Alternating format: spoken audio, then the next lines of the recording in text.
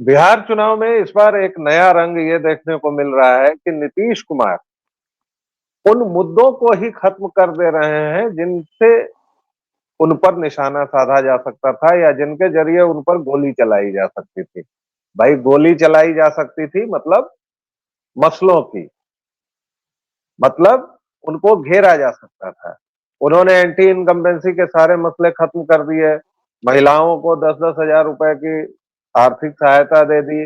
उन्होंने इतनी नियुक्तियां कर दी कि रोजगार के मसले पर अब वो गरज के बोलते हैं। सड़कों बिजली का मसला आप लोग देख ही रहे हैं, जो भी बिहारी हैं वो जान ही रहे हैं।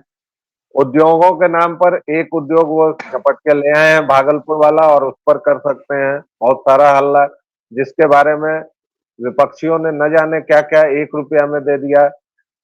असल में भारत में केंद्र का विपक्ष हो या बिहार का विपक्ष हो, ये दोनों मानसिक तौर पर इतने अस्थिर और इतने असंतुलित हो चुके हैं कि ये कोई भी मसला ढंग का उठा नहीं पाते हैं। उसी तरह बड़े जोर शोर से बात की गई कि नीतीश कुमार मानसिक तौर पर अस्थिर हो गए हैं, वह ठीक नहीं है।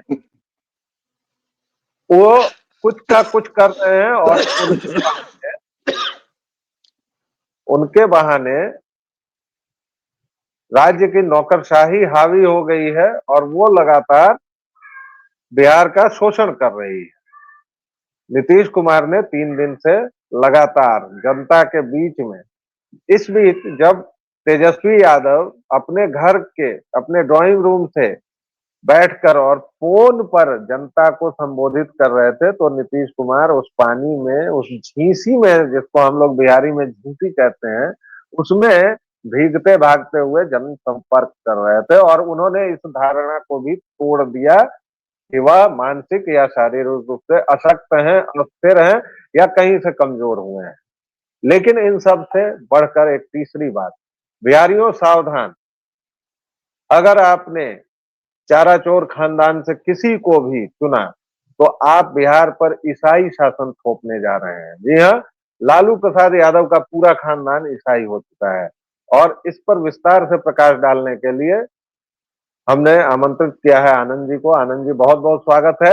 आपका सुपर मुख्यमंत्री, आपका सबसे प्यारा नेता तेजस्वी क्यों ईसाई बन गया? देखिए, तेज प्रताप से जो शत्रुता थी उसके वजह से जो फिर बाकी और चीजें निकल के आई है, उससे शुरू में ही लोगों को ये शक होना जो है ना, वो चालू हो गया था। तो जिस वक्त तेज प्रताप का झगड़ा बढ़ना शुरू हुआ, लोगों का ध्यान उसी समय, मतलब आपका भी गया ही होगा, आप देखिए कि किस तरह तेज प्रताप जो है वो तस्वीरों में नजर आते हैं, तो कभी बांसुरी बजा करके गायों के बीच टहल रहे हैं, कभी शिवलिंग से जाकर के लिपट गए हैं, कभी किसी और मंदिर में, मतलब पूजा पाठ वाली तस्वीरें जो थी उनकी बड़ी आम थी। और इनकी तुलना में देखिए कि अब कैसे एक एक करके त्योहारों में जो लालू परिवार था वो दिखना बंद होता जा रहा है। तो जब तक इन लोगों का जोर रहा, मतलब तेज प्रताप भी पर फैमिली का हिस्सा रहे और लालू यादव भी जो है उतने बूढ़े उतने आसक्त नहीं हुए थे, तब तक आपको दिखेगा कि परिवार के सभी लोग तिरुपति वगैरह जा रहे हैं। अब देखिए, अब की तस्वीरों में आप देखेंगे कि अब अचानक ये लोग जो है गायब नजर आने लगे हैं। तो कहीं ना कहीं लोगों को भी इस चीज का अंदेशा था कि परिवार जो है वो बदलता जा रहा है। आप देखिए, हाल में ही एक ऐसा खुलासा सुभाष यादव, साधु यादव ने कर दिया था। आप मान लीजिए कि साधु यादव तो साला है ना, कोई अपने बहनोई के बारे में खुलासा तो करता नहीं है। तो उसके बावजूद साधु यादव इस उम्र में आकर के कह रहा था कि इसको तो छपरा में सब गड़ेड़िया गड़ेड़िया बोलता था। यादव भी नहीं मानता था इसको। अच्छा, ये गड़ेड़िया का क्या चक्कर है? इसको जरा विस्तार से हमारे दर्शकों श्रोताओं के लिए बताइए। दर्शकों, ये जानना देखिए, आपके लिए है। अब यादवों में जैसे कि लोग जो होते हैं ना वो कास्ट सिस्टम में, मतलब यादव तक जाकर के रुक जाते हैं। तो असली जो कास्ट सिस्टम चलता है ना, उसमें इससे भी आगे बढ़ना पड़ता है। इससे आगे बढ़ने पर आप पूछेंगे कि अच्छा, यादव में कौन यादव, कृष्णौट की मजरौट? तो कृष्णौट और मजरौट का अंतर यह हुआ कि कृष्ण के वंशज अपने आप को मानने वाले यादव, या मजरौट यानी राधा को अपना वंशज मानने वाले, राधा की साइड वाले। तो ये सब छोटी छोटी चीजें होती है। ऐसे ही अगर आप मान लीजिए चर्मकार समुदाय जो होता है, तो सब लोग जानते हैं कि चमड़े के व्यवसाय से वो लोग जुड़े होते थे पैसे पुश्तैनी रूप से। तो पुश्तैनी रूप से चमड़े के काम के जो 7 अलग अलग हिस्से होते थे, उसी हिसाब से 7 अलग अलग जातियां होती थी। तो चमड़ा उतारने वाला मतलब पशु की खाल उतारने वाला जो होता है वो अलग जात का होगा। उस पशु की खाल से अगर ढोल बनाता है तो वो अलग जाति का होगा। उसी पशु की खाल से अगर आप जूते बनाने लगेंगे तब आप दूसरी जात के हो जाएंगे। उसी पशु की खाल को अगर आप टैनिंग करने लगेंगे तो टैनिंग करने वाला जो होता है वो अलग जात का होगा। और उसे लेकर के बाजार में बेचने जो जाएगा वो भी अलग जात का होगा। इन सब की आपस में शादी वादी भी नहीं हो रही होती है। तो जाति का और हिसाब अब और अब इन सभी कामों पर मोहम्मदन लोगों का एकाधिकार है, क्योंकि आपको तो आरक्षण चाहिए होगा और सरकारी नौकरी, है ना? तो हाँ तो सरकारी नौकरी चाहिए था। अब सब पर मोहम्मदन लोगों का कब्जा है। जी, आप वो वापस आइए तेजस्वी यादव पर। जी। तो लड़ाई में वो जो क्या कहते हैं बंदरों की लड़ाई में बिल्ली रोटी खा जाती है वाला हिसाब किताब होता है। तो वो खैर वो इनका इंटरनल मैटर है। तो यहाँ पे देखिए आप होता क्या था कि जैसे ही ये छोटी जातियों में या मतलब जिसको आप कह रहे होते हैं ना कि बिल्कुल पिछड़ी हुई हाशिए पर का वर्ग मतलब जो एकदम कतार में सबसे आखिरी खड़ा जो होता है व्यक्ति, उस व्यक्ति के बारे में आप जैसे ही सोचते हैं तो तब जो जातियां याद आती हैं उन जातियों में आता है गड़ेड़िया जैसी जातियां। तो ओबीसी जो होता था वो होता था डोमिनेंट कास्ट उसमें होता था। इसमें होता था यादव। तो कर्पूरी ठाकुर के दौर तक डोमिनेंट ओबीसी जो होते थे उसमें यादव आते थे। और गड़ेड़िया क्या होता था? गड़ेड़िया बेचारा भेड़ पालने वाला जीव होता है। वो और नीची जाति की पायदान पर वो और नीचे बैठा है एकदम नीचे जा करके। वो एकदम एससी वगैरह की स्थिति में है। तो यहाँ ये अंतर जो है ये लोगों को समझना पड़ेगा कि ये अंतर जो था दोनों का, ये साधु यादव ने याद दिलाया है अभी हाल में ही। और टारगेट भी जो होता है ना आप देखिए कि कन्वर्शन का जो टारगेट होता है उसमें आप हमेशा पाएंगे कि जो सबसे छोटा वाला समुदाय होता है, सबसे आर्थिक रूप से पिछड़ा वर्ग जो होता है, सामाजिक रूप से पिछड़ा हुआ वर्ग, कमजोर समुदाय जो होता है उसे कन्वर्ट करने की कोशिश की जाती है। तो यहाँ भी जो गड़ेड़िया परिवार था उसको जो है कन्वर्ट करने की कोशिश की जा रही है। ऐसा थोड़ा होता हुआ दिखता है लगता है, मतलब साधु यादव के बयान के बाद। ये जो हेलोइन मनाया अभी लालू यादव ने, दर्शकों श्रोताओं आपने देखा होगा, हेलोइन मनाया कुंभ के समय। कुंभ फालतू होता है, ये आपने सुना ही था। उसके बाद उस घर में बाकायदा एक ईसाई बहू आ चुकी है, और ईसाई चाहे रेचल हो या जेडी वांस हो, अमेरिका के उपराष्ट्रपति, कन्वर्जन उनका मकसद होता ही होता है भाई। अभी जेडी वांस ने खुल के कहा ना कि वह अपने भारतीय मूल की पत्नी उषा को भी कन्वर्ट करना चाहते हैं, लेकिन वो नहीं हुई या क्या हुई जो भी है। और जिस पर एक स्कूली बच्ची ने उनको बहुत अच्छे से क्लास भी दी। लेकिन इस उसका सब कोई के असर ऊपर जो भी अब्राहमिक विचार हैं, राजनीतिक विचारधाराएं हैं, चाहे वो ईसाइयत हो चाहे मोहम्मदनिज्म हो, वो कन्वर्जन के लायक हैं, अनलाइक हिंदुइज्म। जेडी वांस ने बताया। तो क्या रेचल नहीं करेंगी? 10 वर्षों तक जब सोनिया मायनो इस देश की प्रधानमंत्री रही तो वेटिकन ने क्या क्या गुल खिलाए ये तो पता ही होगा। एंडी ब्रो, थोड़ा इस आशय पर भी विस्तार डालें।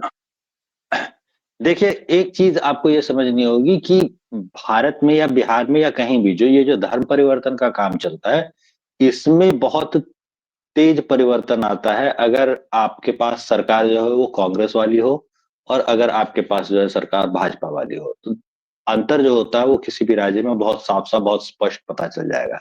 हालांकि कमजोर और डरपोक भाजपाई जो है वो बहुत ज्यादा कुछ नहीं कर पाते, लेकिन एटलीस्ट उनकी सरकार रहती है तो दूसरे जो स्वतंत्र संगठन होते हैं छोटे मोटे वो जरूर उठ के खड़े हो जाते हैं और वो लोग ऐसा काम करना शुरू कर देते हैं। हालांकि भाजपा और आरएसएस वगैरह का दम नहीं होता कि वो इस तरह के मामलों में कुछ भी बोले, तो उनसे हम बहुत ज्यादा उम्मीद भी नहीं रखते। स्टिल उनकी सरकार आ जाए तो थोड़ा समर्थन मिल जाता है इधर कि भाई आपको छुट्टी मिल गई एक पक्ष से तो दूसरा पक्ष जो है वो आप देखने लगे। और इसकी तुलना में अगर आप ऐसे राज्यों को देखेंगे जैसे जहां पर आपको छोटे जो सहयोगी दल थे भाजपा के, उनका शासन है और उनको सत्ता में आना आप देखेंगे, तो वहां पे आप देखेंगे कि सभी छोटे दल जो है वो ऐसे नहीं थे जैसे आपको नीतीश बाबू के लिए कहा जाता है, सेक्युलरिज्म के नाम पे जैसे हम लोग नुसरत जहां के अब्बू कह रहे थे, तो सभी दल वैसे नहीं है। कई दल ऐसे हैं इसमें से जो कि भाजपा से भी थोड़ा सा ज्यादा ही सख्त निकल पड़ते हैं और धर्म परिवर्तन वगैरह को काफी ज्यादा रोकते हैं। तो ये सब कुछ जो है कुछ एक दल कर रहे हैं, लेकिन ज्यादातर जो पार्टियां हैं वो धर्म परिवर्तन जैसे सवालों पर कुछ भी नहीं बोलती है, क्योंकि अधिकतर जो लोग हैं वो धर्म परिवर्तन को अधिकार मानते हैं। तो ये विश्व बड़ी मजेदार बात है, ये बड़ी मजेदार बात। मानते हैं। अब इसमें क्या है कि सुप्रीम कोर्ट का एक फैसला है जिसमें साफ-साफ कहा हुआ है कि धर्म परिवर्तन जो है वो आपका अधिकार नहीं है। लेकिन उसके बावजूद चूंकि उस फैसले के बारे में नॉर्मल हिंदू नहीं जान रहा होता और उस फैसले के बारे में कन्वर्शन करवाने आए पादरी को पता होता है, इसलिए पादरी फुल कॉन्फिडेंस के साथ बोलेगा नहीं नहीं मेरा तो अधिकार है कन्वर्ट करवाना, आप मेरा रिलीजियस राइट कैसे छीन सकते हैं। और हिंदू बेचारा जो होता है वो दुबक के चुप हो जाता है। तो ये समस्या होती है और कानून नहीं है चूंकि इसके लिए भाई, कन्वर्जन अगर आपका अधिकार है तो मेरा मेरे धर्म को मानने का, मुझे एक मानवीय गरिमा के साथ जीने का अधिकार भी तो बाबा डॉक्टर दे के गए हैं। मैं तो बाबा डॉक्टर के संविधान की पूजा करता हूं, तो मेरा अधिकार कहाँ गया? तो हिंदुओं का अधिकार कहाँ गया, ऐसे बेकार के प्रश्न मत किया कीजिए। हिंदुओं के पास कोई अधिकार नहीं होता, लात खाने लायक है 10वें 12वें दर्जे के नागरिक हिंदू कहीं के। अगर पिछले जन्म में पाप नहीं किए होते तुमने तो तुम पैदा ही क्यों होते हिंदू बन के। सब तुम्हारे ही पूर्व जन्म के पापों का फल है। हंटर पढ़ना चाहिए, हिंदू पैदा हो गए हो तुम तो भाई तुम जन्मजात पापी हो, जैसा कि ईसाई वगैरह मानते हैं कि जन्म से ही तुम पापी हो और जब तक तुम ईसा की शरण में नहीं आ जाते पाप तो धुलेंगे नहीं। तो जन्मजात पापियों को हंटर पढ़ना चाहिए सुबह सुबह। तो दर्शकों, श्रोताओं, हमारी अभी तक की चर्चा में हमने आपको केवल यह दिखाया कि तेजस्वी और उनका परिवार किस तरह से ईसाई मत की ओर तेजी से आकर्षित हो रहा है और वो क्रिप्टो क्रिश्चियंस बन चुके हैं।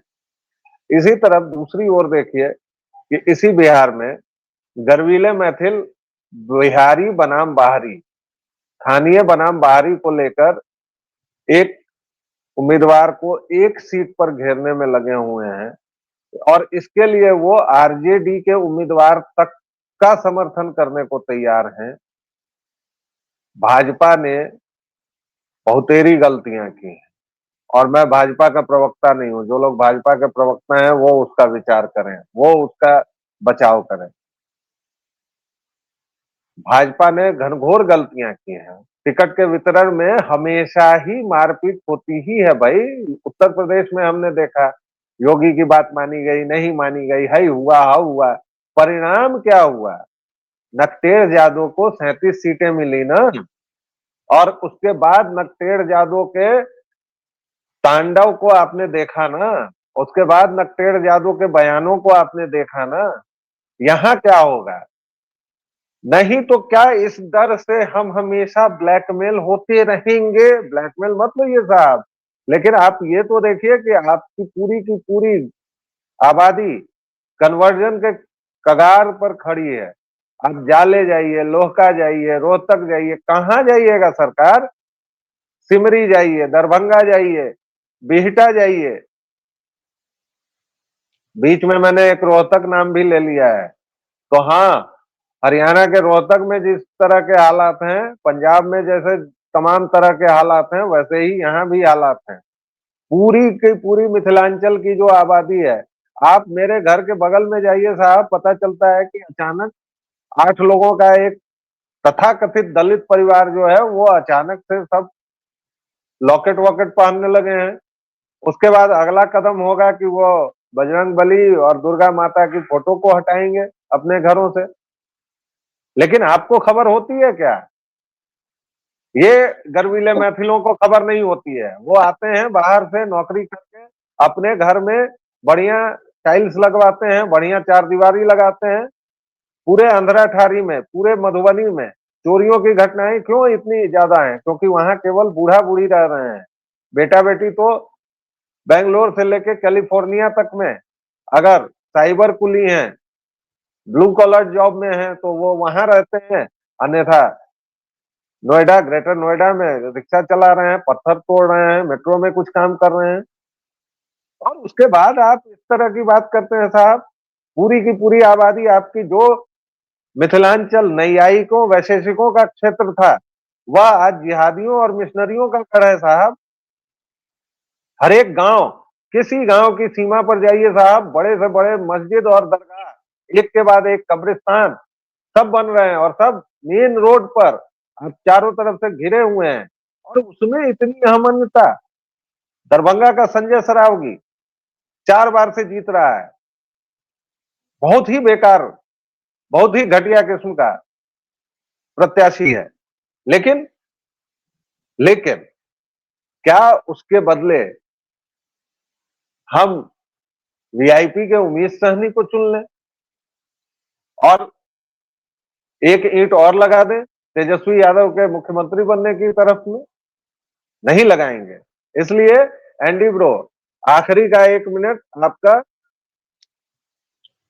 देखिए, आखिरी के 1 मिनट में हम सबसे पहले तो ये कहना चाहेंगे कि जैसे ही धर्म परिवर्तन होता है तो स्थानीय जो राजनेता होता है उसके लिए भी समस्याएं बढ़ जाती हैं, क्योंकि उसके बाद एक बार अगर उसने धर्म परिवर्तन कर लिया तो नेताजी के लिए उससे वोट मांगना उतना आसान नहीं रह जाएगा। उसके बाद वो इंस्ट्रक्शन लेगा, किसी एक जगह से पादरी से इंस्ट्रक्शन जो आएगा उसके हिसाब से ही वो वोट देगा। तो भैया आपके लिए मुश्किल बढ़ जाएगी। तो जैसे ही एरिया में कन्वर्शन होता है आपका काम बढ़ जाता है, आपकी मुश्किल बढ़ जाती है, आपके लिए वोट लेना मुश्किल हो जाता है, महंगा हो जाता है।